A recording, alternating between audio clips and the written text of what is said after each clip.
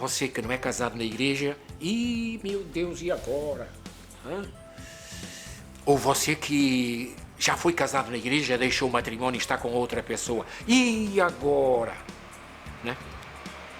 Então aqui nós temos que lembrar a misericórdia de Deus.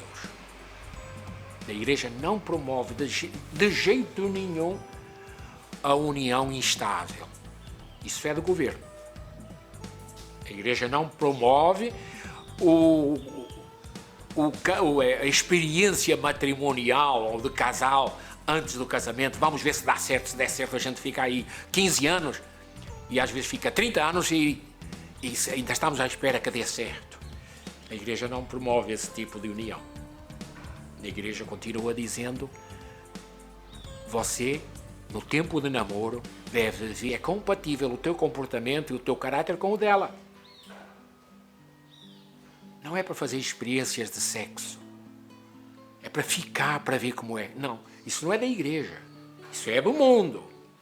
E o mundo está muitas vezes tomando conta das nossas atitudes, das nossas famílias. Algumas pessoas já acham perfeitamente natural. Ainda não é natural, porque é o 6º mandamento que nos diz que relacionamentos sexuais fora do casamento ou são adultério, se uma das pessoas é casada, sexo fora do casamento. Portanto, a igreja continua dizendo: namoro é um tempo especial de autoconhecimento e de conhecimento mútuo. Será que eu vou aguentar? Ela é muito chatinha. Eu vou ter que me conhecer. Será que eu vou aguentar? E vou ter que entender ela. Será que ela me vai entender? É este o tempo em que as pessoas se fazem uma experiência mútua de conhecer-se. Se têm compatibilidades, é evidente que é melhor não ir para a frente. E se é teu pai ou tua mãe que quer que vocês casem, mas vocês não têm amor, também é uma perca de tempo. Então, sacramento do matrimônio. Mas agora a igreja diz que está fácil divorciar-se. Fulano agora já pode casar, eu estava casado com fulana e ele conseguiu, o bispo disse que divorciou. Não há divórcio.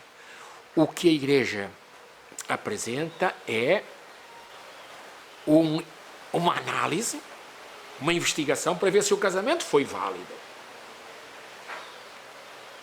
E aí, claro, se o investigador, que é um padre normalmente, que faz a investigação, e ele nota que há uma condição negativa que impede o casamento antes de você casar,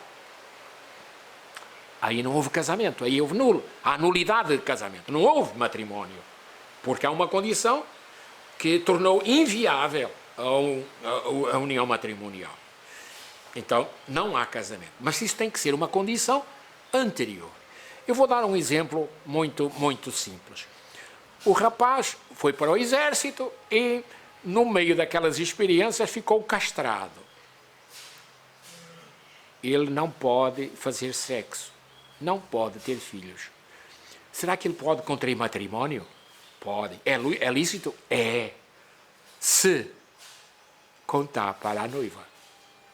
Agora, se ele não disser nada para ela, casar, não teve relações sexuais com ela, porque a igreja também não é a favor, ele se manteve na dele, e depois a noiva descobriu que ele não podia ter relações sexuais porque ele era castrado devido a uns problemas no exército.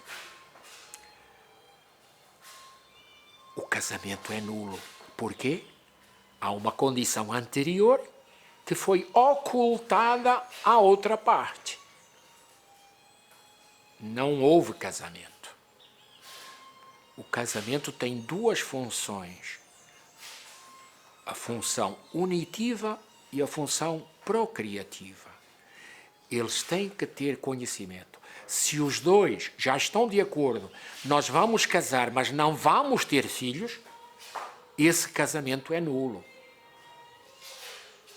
Se vão casar na igreja, se eles querem contrair matrimônio e de antemão já dizem: nós não queremos filhos, Esse casamento não tem valor, porque falta uma das condições. A procriação é condição essencial no casamento. Se um não pode, aí já não houve propósito, aí não há culpabilidade. Agora, se os dois, antes de casar, já estão dizendo nós não vamos querer ter filhos, porque filho custa muito caro. Não há casamento. Hein? Então, é uma outra condição que se torna inviável o sacramento do matrimônio. O sexo no matrimônio tem essa função procriativa e unitiva. Fazer sexo para unir. Vou aproveitar aqui para falar um pouquinho da questão unitiva. Eu vou fazer aqui um parênteses que não deveria em público.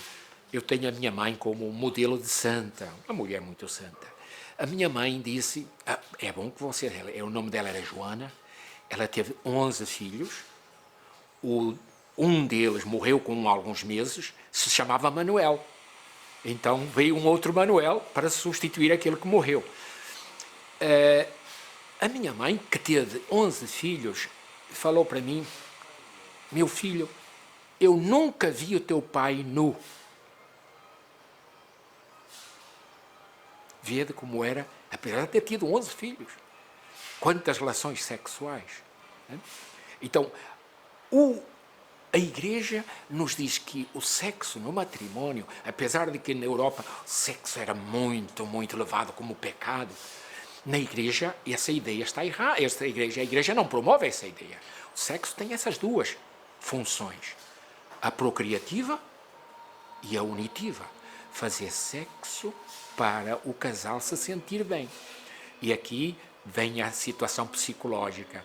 O homem de sexo que quer se satisfazer e faz a coisa rápida e a mulher nem deu conta e já está. Pronto, cada um para o seu lado. Então aí vai começar a haver uma certa aversão da mulher pelo ato sexual, porque o marido não está nem aí para o prazer dela. Ele quer se satisfazer e ela é um instrumento para ele se satisfazer. Isso não é o princípio unitivo do sexo. E aqui os maridos têm que ter muito cuidado, porque a mulher tem esta dificuldade. Dificuldade não, é uma diferença. Nós, homens, somos mais rápidos em ter o prazer do sexo. A mulher ela é mais lenta. O homem quer coisa física, a mulher é muito mais emocional. Então, termos essa mentalidade é importante. Respeitar o ritmo da esposa nesse ato é importantíssimo. Senão ela vai começar a fazer uma coisa porque é obrigação. É obrigação. E pronto. Deixa de ter essa função unitiva para ser uma função lúdica dele, não dela. Então, cuidado. É um princípio muito importante da vida matrimonial. Agora, vai haver um tempo em que o sexo já não é importante no matrimônio. Depois de uma certa idade, o casal se mantém unido pelo carinho, pelo bem-querer. Então é bonito a gente ver pessoas que fazem os 50 anos de casado, que continuam andando na rua de mão dada, que são amigos, sem precisar dessa outra expressão que é o sexo físico. Fazer uma união mais de emoção, mais de bem-querer e sem muito palavreado, mas apenas o testemunho da fidelidade. E quantos exemplos bonitos nós temos. Quantas vezes eu já escutei pessoas me dizerem: ela pode falar o que quiser, mas foi a única mulher que eu conheci, padre. Que coisa bonita. Às vezes a mulher é meio desconfiada, não é? Ele pula. O homem tem sempre esta tentação de dar piropos, dar uns elogios à vizinha e tal. E a esposa, que às vezes tem uma certa insegurança, já está fazendo. Eu fico muito satisfeito em dizer que foram inúmeros os casos de homens que dizem: padre, em confissão, ela é a única mulher que eu conheci. Então é bom que a gente também veja os bons exemplos. A mulher também tem isso, é evidente. Mas como o homem dizem que é muito mais tipo galinha, anda para aqui e para todo lado, eu faço questão de dizer que também tem homens que são fiéis até o fim da vida deles. E isso é uma prova de que o casamento, quando é fundamentado no amor cristão, quando o casal se junta para rezar e quando o casal é capaz de pedir desculpa e dizer deixa para lá, há alegria no convívio familiar. Dentro desse casal, Deus está presente, porque eles fizeram sempre questão de manter o aspecto unitivo, emocional e bem-querer, não apenas o aspecto físico, mas principalmente o bem-querer está presente. Sacramento do matrimónio vale a pena. E agora, para terminar, nós dizemos porque é que na nossa paróquia temos tantas, mas tantas pessoas que não querem casar, vivendo juntas e podendo casar. Já falei muitas vezes, se eu fosse bispo de Óbidos, eu não autorizaria crisma para quem está amaziado e pode casar. Porque crisma é testemunhar os valores cristãos. Quem não quer casar não está querendo testemunhar coisa que é fundamental, o sacramento do matrimónio. Portanto, eu não estou forçando ninguém a casar para crismar. Eu estou dizendo, não crisma, fim de conversa. O crisma ainda não é para ti, tu não está pronto. Agora, não quero dizer que tu tens que casar, se tu não tens amor, se tu ainda não tens essa mentalidade, continua vivendo com o teu amaziado, com o teu viver junto. Não, eu não posso mexer nisso. Mas eu posso dizer, eu não vou permitir que tu entres na crisma porque tu não queres te comportar como Cristo exige. Há uma contradição aí. Agora vem a questão da misericórdia para aqui, misericórdia para ali.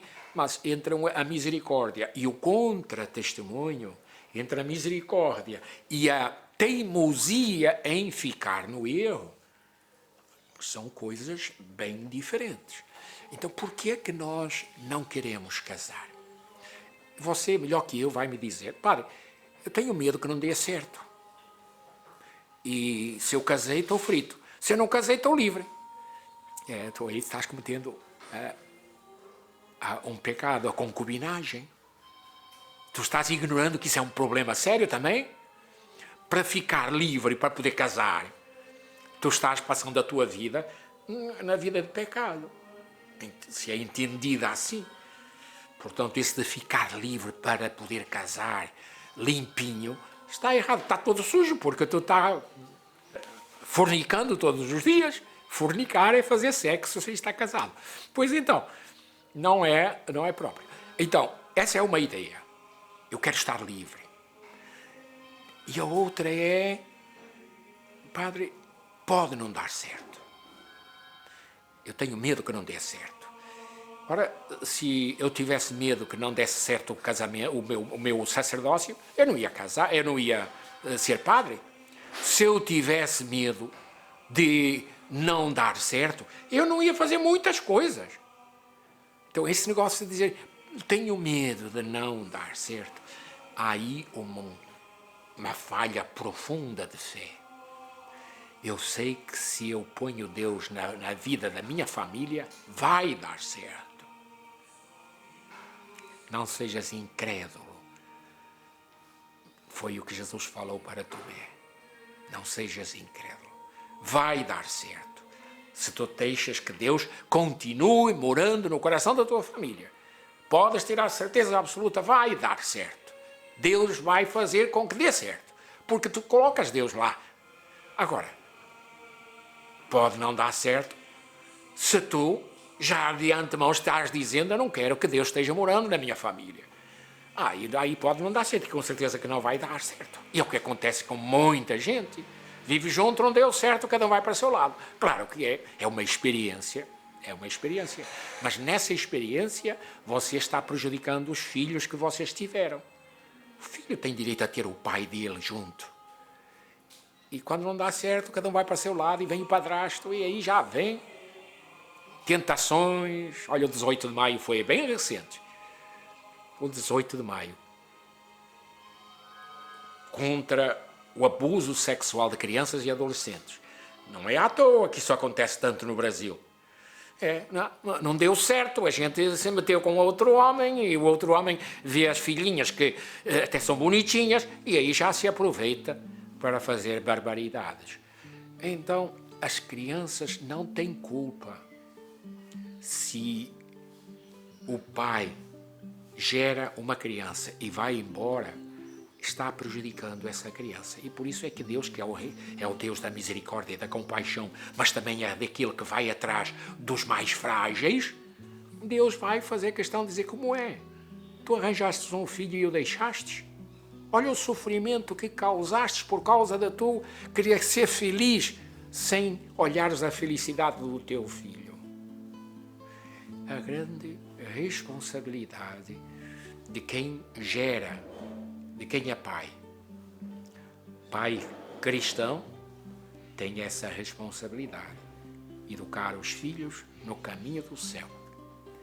Que o nosso sacramento do matrimônio nos ajude a sermos pessoas que, através do nosso exemplo, do nosso testemunho, mostramos que vale a pena casar na igreja, porque Deus está muito mais presente no casal que contraiu o matrimónio do que com o casal que se juntou.